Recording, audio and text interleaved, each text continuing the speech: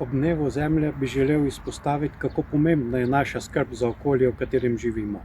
To ni pomembno samo ob dnevu Zemlje, ampak vse dni v letu.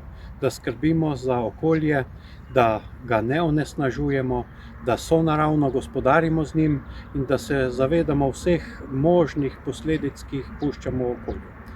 Tudi dan zavržene hrane je eden od teh dni, ki nas nagovarja k temu, da hrano ne zavračamo, da jo ne odmetujemo, kajti za to hrano je bila potrebna energija, plodna zemlja, da smo jo proizvedli, in potem, če jo zavržemo, zopet za zavržke potrebujemo energijo, da jih odstranimo.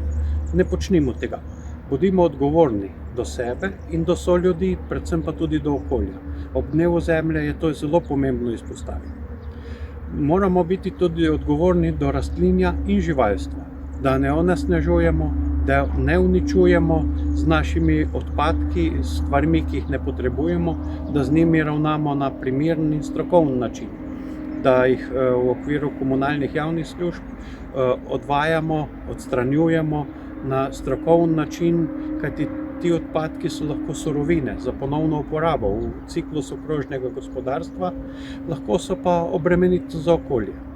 In verjamem, da se tega zavedamo in da bomo sonaravno, trajnostno gospodarili. Za strokovno delo z področja varovanja okolja, zdravja, odstranjevanja odpadkov, reciklaže, ponovne uporabe se povezujemo s številnimi strokovnimi organizacijami, ki bdijo nad temi področji, nad varovanjem narave, nad odstranjevanjem odpadkov, kot tudi s številnimi civilno-družbenimi organizacijami, ki delujejo na posameznem področju.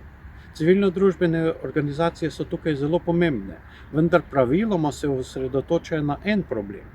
Problemi v okolju pa so kompleksni. Zato v občinah povezujemo vse te organizacije na različne načine, zato da na dolgi rok trajnostno gospodarimo z okoljem in da nam to okolje daje primerno bivanjsko okolje za naše dobro počutje in da uživamo v tem okolju. Prijeten dan in naj bo vsak dan dan Zemlje.